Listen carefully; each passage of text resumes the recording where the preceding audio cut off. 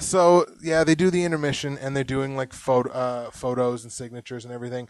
$5 for a signature. $5. That's crazy. And That people were is. actually buying it I and know. shit, too. Yikes. That's I mean, horrible. I'll pay for one with Erin Angel because she's cute. So Oh, you'll whatevs. pay for one. I'll pay for one.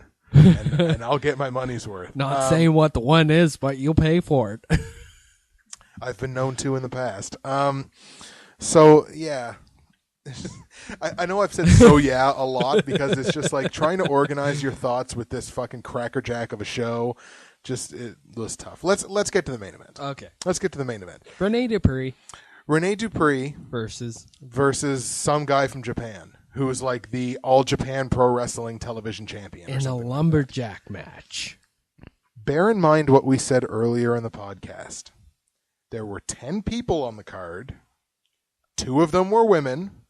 And 2 of them were midgets. A lumberjack And you match. book a fucking lumberjack match as your main event with 10 people on your card.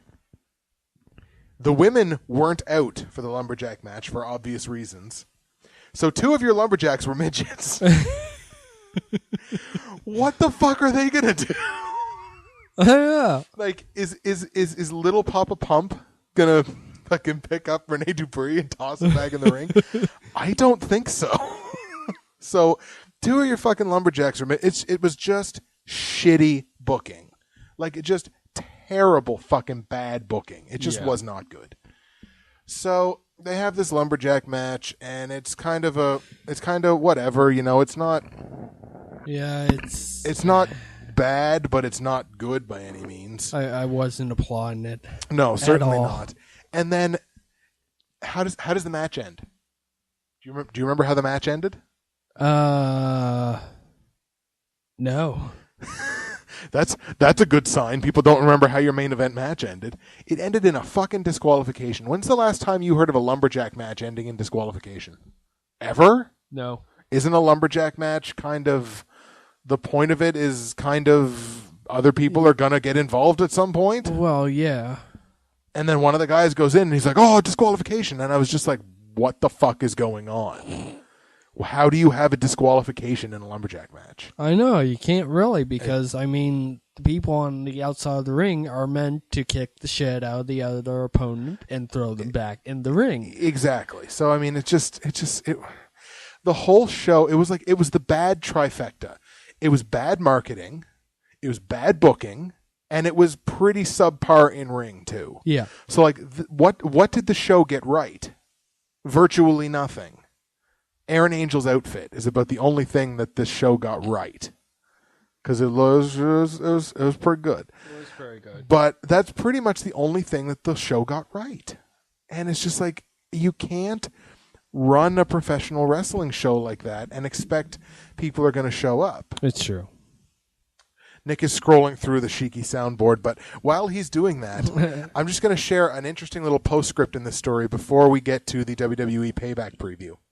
Before we get to the WWE Payback preview, you could talk about your message board. Well, that's the thing. That was my little postscript that I was going to put in here. Okay. Yes. Prior to us going to the show, I joined the Atlantic Grand Prix Wrestling Facebook page. There's an official one. It's adminned by a guy named Jeff Doherty, and you can look for it if you want to. It's Atlantic Grand Prix Wrestling, and then in brackets, Maritimes. So this is the group that I joined. Had about 800 people in the group, so I was like, okay, this is a decent, nice sized. I wonder how many of these are Doug's clone accounts that he uses to creates accounts and then goes on other promotions' Facebook pages and talks shit about them and advertises for TCW. Oh, nice. Hi, Sarah Pewters. Anyways, yeah, so I go on this group, and like before the show, everybody's talking about how great the AGPW shows are. And I was like, okay, maybe this thing is going to be all right. Right. And I'd posted in the group, I was like, maybe this has already been answered, and I'm sorry if it has, but where do I get tickets? And somebody was like, oh, you can only get tickets at the door. I was like, okay, well, that's probably something that they should have advertised a little bit better. And I got a little bit of heat for that, but I was like, look, it's the truth. Right. They should have advertised it. Absolutely. So I was like, okay, no problem. So we go to the actual show. And the show, obviously, it was what it was. We've talked about it for almost the last half hour. I go on the AGPW group, and I see people, again, posting, oh my God, what a great show. Really? In Bridgewater. Bridgewater just had a really good show. Oh my God. And I was just like, what? How can you... What? How can you think this was a good show? Yeah, absolutely. And it was right around this time when I was going to pretty much just go caustic on this show that Jeff Doherty must have had like ESPN or something, because he suspends member posting. So nobody can post in the group. And he was like, I'm doing this because people have been posting a lot of videos from the current tour on like YouTube and stuff. Mm-hmm. And I don't want them posting them in this group. And I was like, okay, that's interesting. Then a couple days later, he makes this post, which he was given the text for this post by Renee. Oh, really? That says, hey, female fans of AGPW, are you interested in getting involved in the wrestling business? And I was like, okay, this is kind of interesting. And it talks about like, do you think you can give Shanae a run for her money, or you think you can get in there with Aaron Angel, or whatever? Yeah. And eventually it was just like, if you're interested, please send a current photo to Renee Dupree's Facebook inbox, and we'll get back to you. That is word for fucking word what it said. And I replied, because you can still reply to posts that are made, you just can't make new ones. Right. So, and like 3 or 4 people like liked it. And I replied to it, and I was just like, does this sound creepy as hell to anybody else, or is it just me?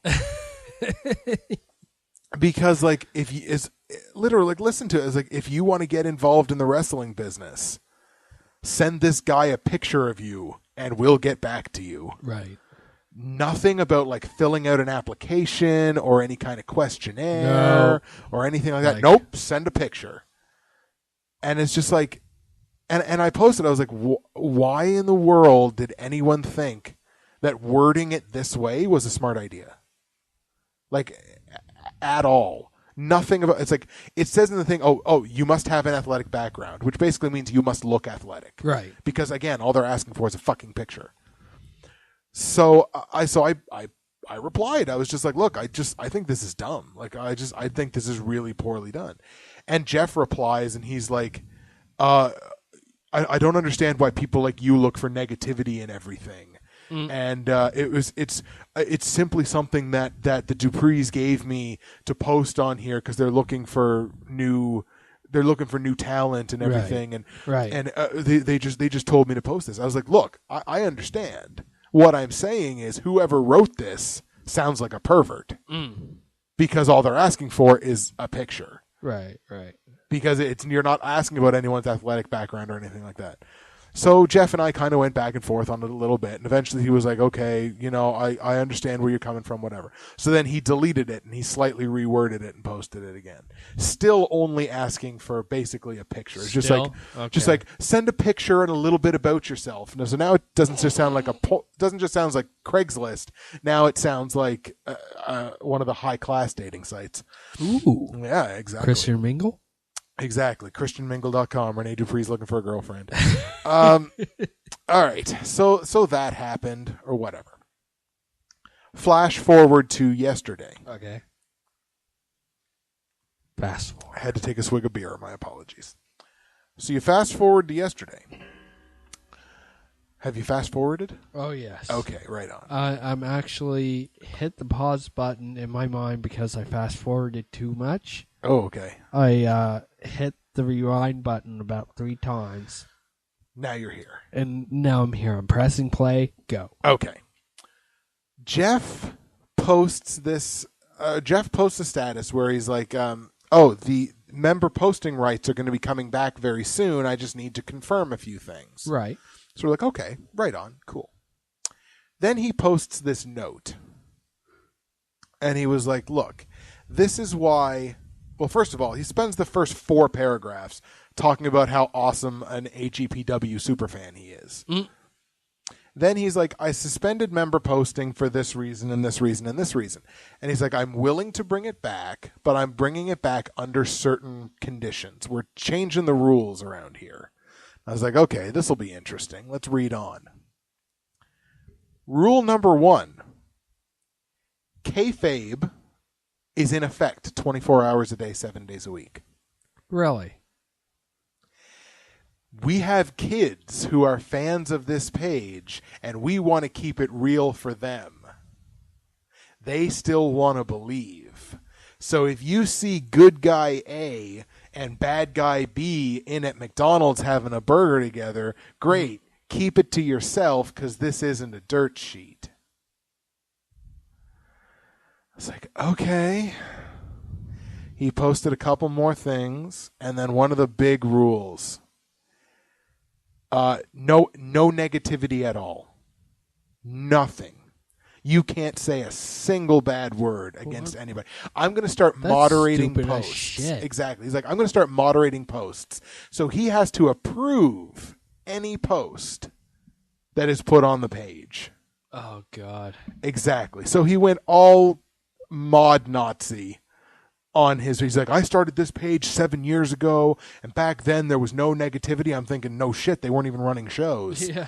He's like, back then there was no negativity, and now there's people coming on here and saying things that aren't there. He's directly referencing me. He's like, so I'm going to be moderating every new post. He's like, no posting show results because you'll ruin the next show for people. It's like, maybe they shouldn't be putting on the same goddamn show every night. God. How about that?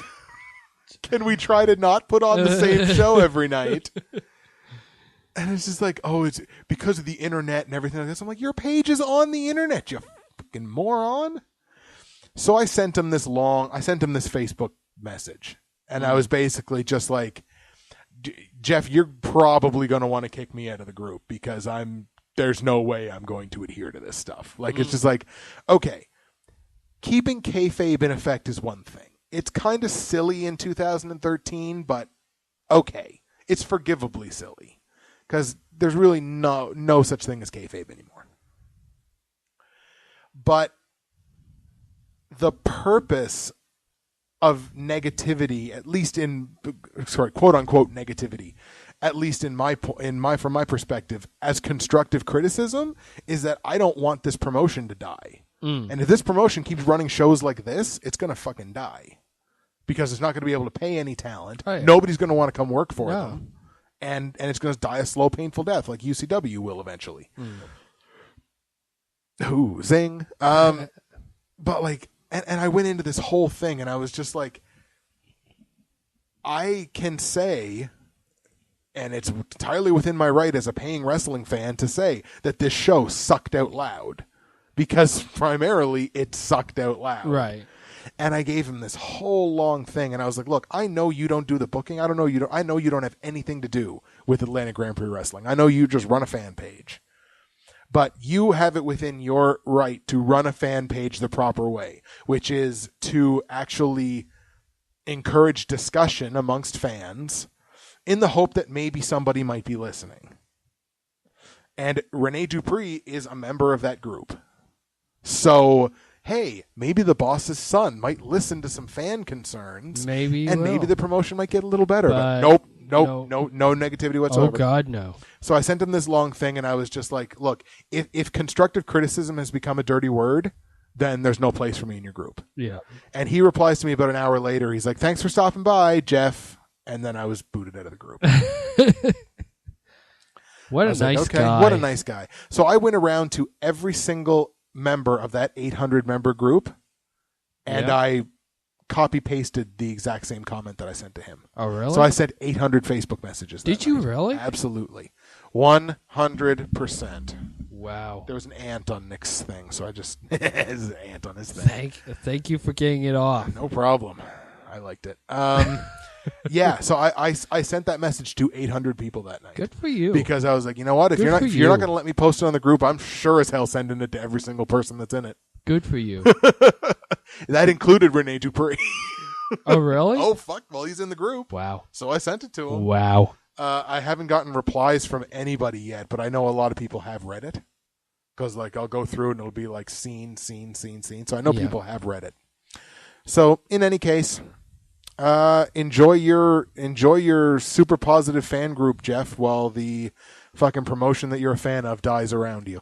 All right, so wow, I went on about that a little bit too long. You did. We're up to almost the 50-minute mark here. Let's get into WWE Payback. A little bit too many better. W's in there. But whatevs. The posters, Randy Orton with a shattered glass. Exactly. In a shattered mirror. It's WWE Payback, which is replacing No Way Out.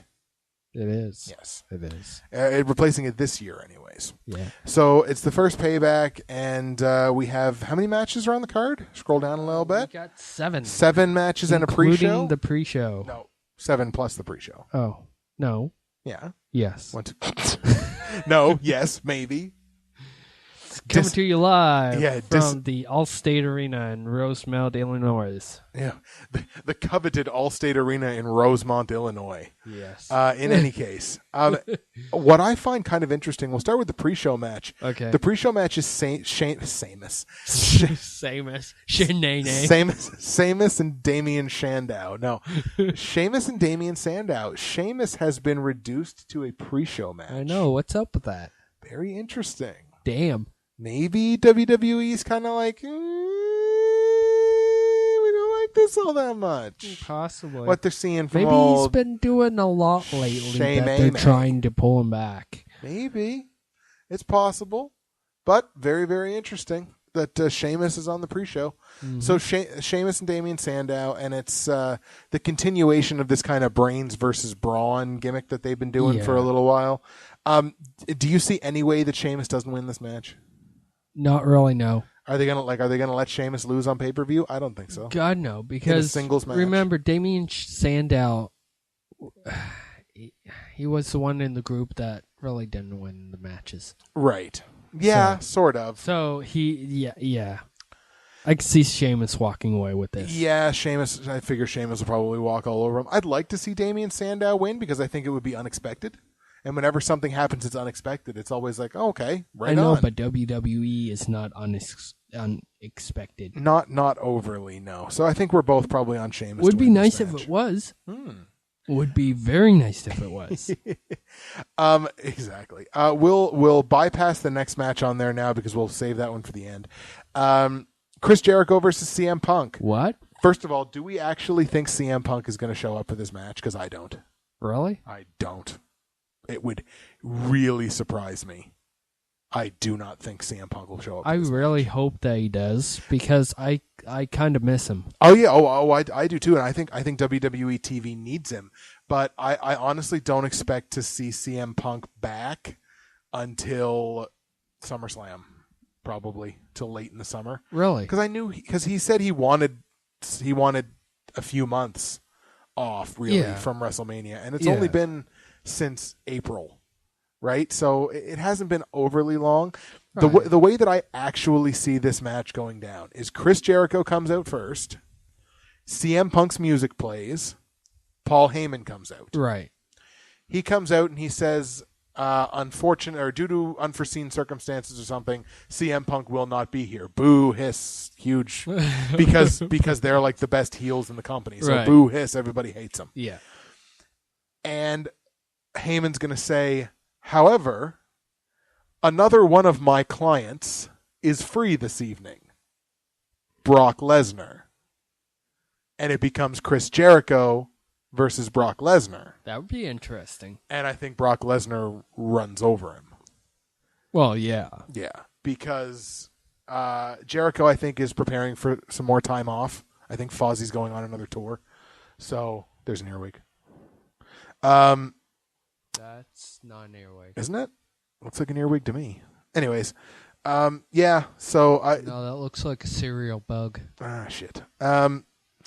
So that's just the way that I kind of see it going down. I don't think CM Punk actually shows up for the match. Either way, I don't think Jericho wins the match, no matter who the opponent is. Okay. We're both looking at this bug. It's kind of gross. I'd kind of like to see it be dead now, but whatevs. If it falls on my head, I'm going to be super pissed. But yeah, so I don't think Jericho wins the match, no matter who the opponent is. So if it is Punk, I think Punk wins. Or if it goes the way I think it's going to go, and it's Brock Lesnar, I think Brock wins. Yeah, for sure. Do you think Jericho wins either of those matches? No. Nope, right on. So we're both on either Punk / Lesnar, whoever ends up actually being in the match. Right. Triple threat match for the Intercontinental title. We have Wade Barrett taking on The Miz and the newly entered into this match, Curtis Axel.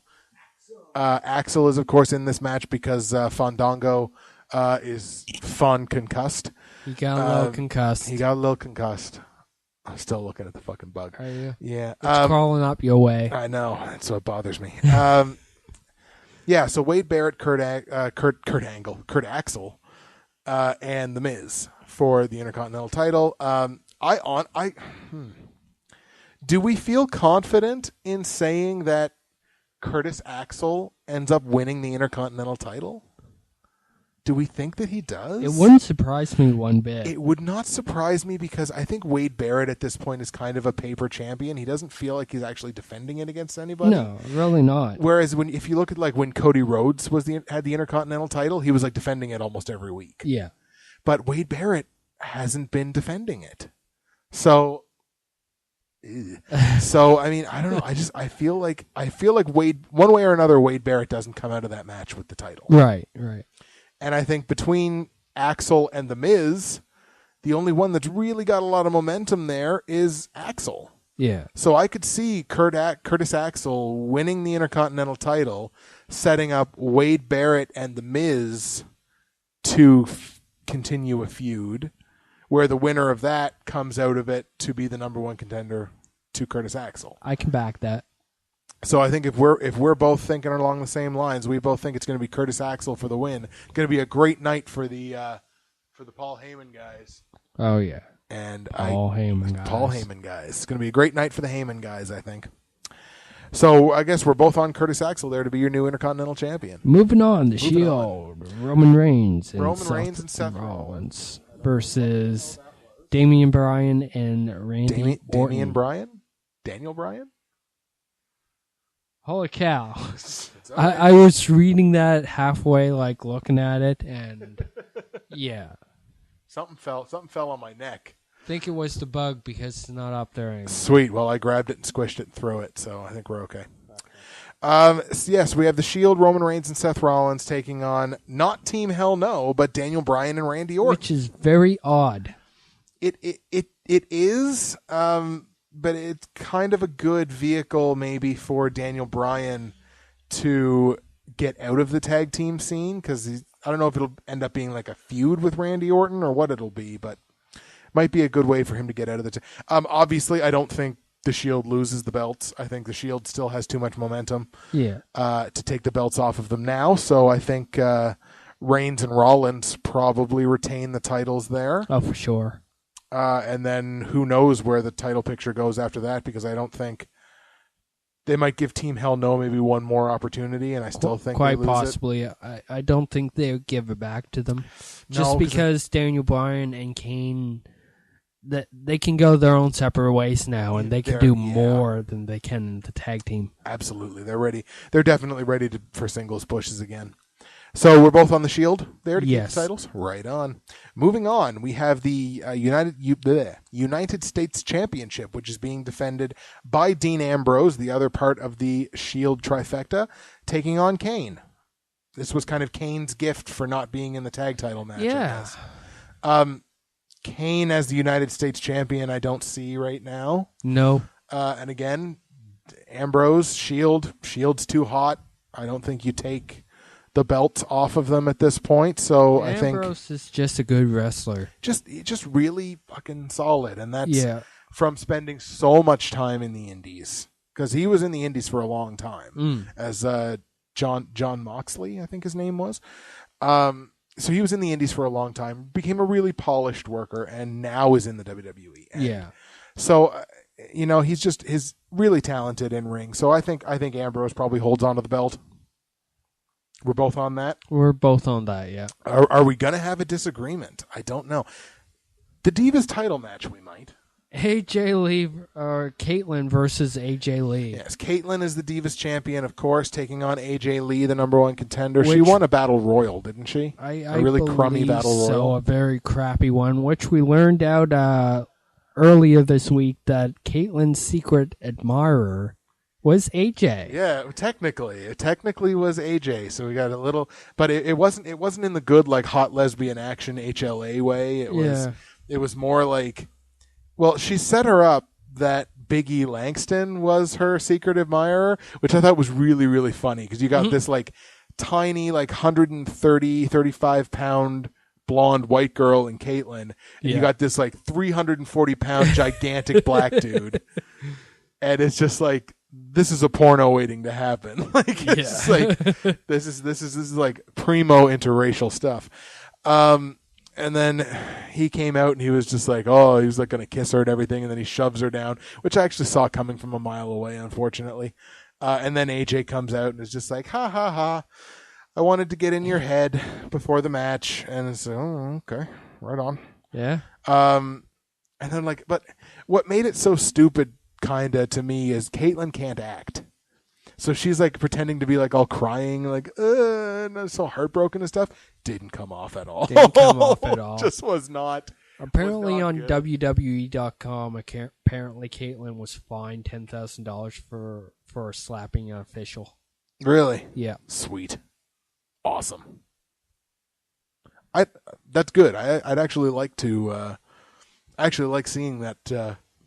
That kind of stuff. I'd like to have the WWE app, actually. I'm thinking about getting it just so I can kind of get that extra little bit of stuff. Yeah. Because I think it would be good. Who do we think wins this match? I'm probably going to say AJ. I think they take the belt off Caitlyn. I really do. I could see some outside interference. Mm-hmm. Maybe Dolph or Big E. Yeah, I think she comes to the ring with Big E. For sure. Oh yeah. And I think Big E's kind of he's kind of playing it right coy and stuff and distracting her. Yeah. And that's probably what ends up happening. Oh yeah, I'm all for that. And it's not that I dislike Caitlyn by any means. Yeah. I just think it would be much cooler for them to do like the McMahon-Helmsley era, but do it with Dolph and AJ. Right. Because I think they could actually pull it off. So I like the idea of AJ being the Divas champion, so I think we'll both go with that. Sounds good to me. I'm surprised. I thought we were going to have some beef there. Oh, God, no. Moving on, we have the World Heavyweight Championship match. Dolph Ziggler defending the title. Dolph is... his concussion is all better, I guess. He's not concussed no more. Not concussed no more. He gave the concussed to Fandango. To Fandango. He just handed it down the line. Yeah, he's like, here, bro. Take this. I'm done with it. Enjoy, bro. So it's Dolph Ziggler taking on Alberto Del Rio. Yeah. I kind of thought that this feud was probably going to be the next one that they were going to pick up. It's okay. It's not the best, but it's not bad. Yeah, I'm not overly sold on it. No? No. It's okay. It's all right. It's all right. It's okay. It's just not overly like I'm not super hyped on it. Right. You know what I mean? Right. Like I'm not really just jumping. Not just not jumping on it. Just not jumping. And I honestly think Dolph probably holds on to the belt. Don't you? Yeah. Is that, you don't think they go back to Del Rio? I can't see it. I can't see them taking it off him at this point. I would be very surprised. I'll put it that way. I would be very surprised to see them take the belt off Dolph. So I think we're both going to go with Dolph there. Yeah. Now, the match that I actually really wanted to talk about, which is, of course, the main event match. WWE Championship. 3 Stages of Hell, which is a match we've not seen in a while. It's true. John Cena versus Ryback, which is cool. I'm all for this match. The 3 Stages of Hell, I don't like the first stage. I like the second stage, but I would like it better as the first stage. Yes. And I like the third stage. Third stage is awesome. Right. The first stage is a lumberjack match, which to me just doesn't feel like it. Okay, awesome, but okay. Like it doesn't feel like it should be there. Yeah. It feels kind of weird for a 3 Stages of Hell. Yeah. Because you think about it, all the lumberjacks are going to come down. They're going to have the lumberjack match. As soon as the match ends, all the lumberjacks are going to leave. Right. And it's just going to look awkward. Yeah. So, whatevs. Second stage is a table match, which is great. And again, like I say, I thought the table match should be the first fall. Right. And then it makes sense. It should be. Exactly. And then if necessary, quote unquote, if necessary, we all know it's going to the third fall. Yeah. But if necessary, the third fall is an ambulance match. An ambulance? An ambulance. It's an ambulance match. So, the ambulance match. Yes. I don't dislike it. I actually think there's a nice sort of progression there with an ambulance match at the end. But I think it would be a better progression if you started with the table match, and the second match was something like First Blood or something. Because you start a little hardcore with the tables match. Right. You go more hardcore with the First Blood match. Right. And the thing ends in a roaring crescendo with somebody being taken to the hospital. And I just think that's a better progression. You know what I mean? I hear what you're saying, and I like it. Whereas if you start with a lumberjack match, I don't know. Why not just start with a submission match? Like, I mean, why not, it just doesn't... Why aren't you booking these things? I fucking should be. Why aren't you doing it? I don't know. I should be doing it. You gotta talk to WWE, say like, hey bitches, my name is Justin, and I'm here to book your shit and make it good again. Exactly. Which is really funny because I was on the WWE corporate website recently. Were you? Yes, I was. They have jobs for the lead writer of Raw and lead writer of SmackDown. Those jobs are currently open on the job market, but it's like you need 3 to 5 years of television writing experience. Oh, just like, but that's the problem. That's where they've gone from the difference from wrestling booking to wrestling writing. It's they don't care about wrestling writing; they care about being a television show rather than being wrestling. And it's just like, I don't like that. But in any case, so that's basically that. But as far as Cena and Ryback goes, how do you think that match goes down? Well, there's been a lot of times when Ryback's come out and, Cena's squashed him. And there are many times, that they've come out together and the Shield has been coming out and they kind of leave each other in the ring. Right. So I can see now that Ryback is going to win. Really? Yeah. Very interesting. And I hate to say it because I know a lot of people are going to be like, no Cena's the WWE fanboy and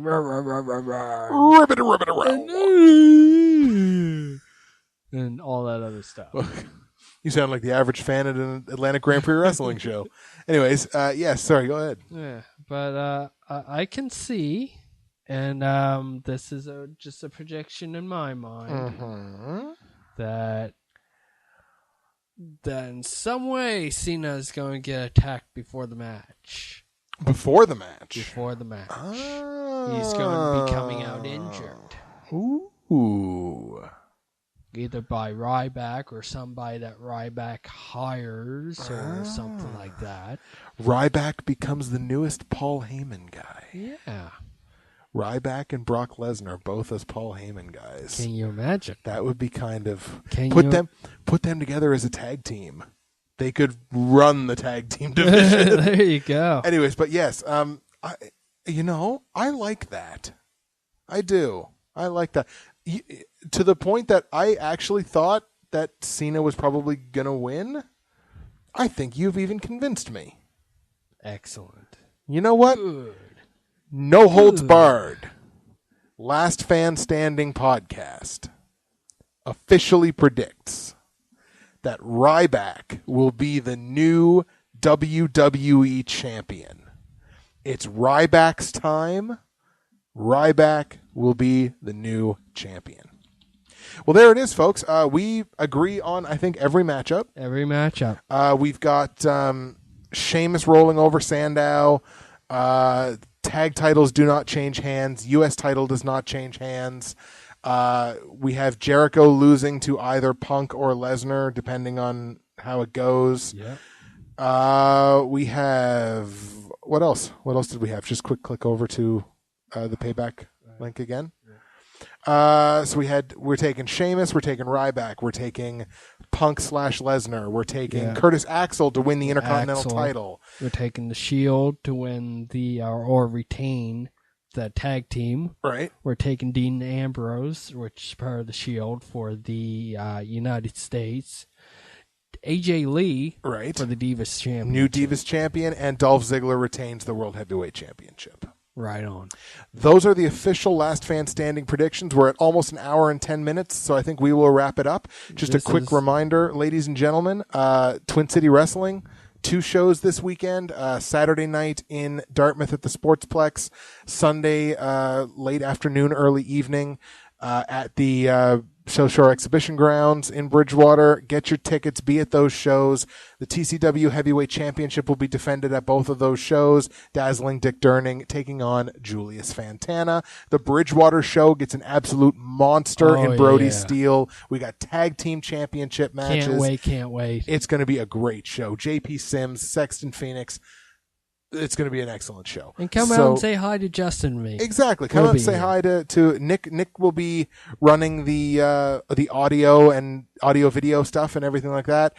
Chances are I'll be at the Dartmouth show. I might be ringing the bell, or I might just be in the audience. I'll keep you at the table. Exactly. I'll give you a job. Bridgewater show I may very well be announcing. I'm still waiting to hear on that, depending on how the guy at the Dartmouth show does. So I may be announcing the Bridgewater show. In any case, get out and see those shows if you're in the Maritime provinces in Nova Scotia. Get out and see those shows. That is it for this week's episode of Last Fan Standing. This is episode number 10. Exactly. Nick's gonna regale us with something. Shiki.